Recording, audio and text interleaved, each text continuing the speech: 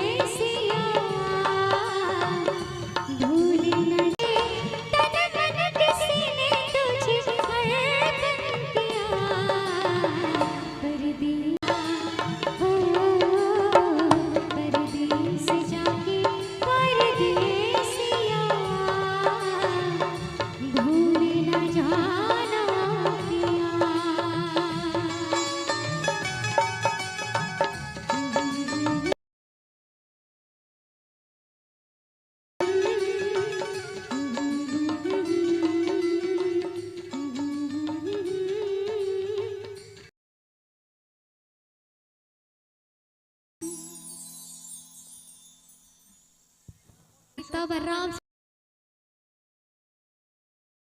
लागे छे ने बढ़िया और बात छे।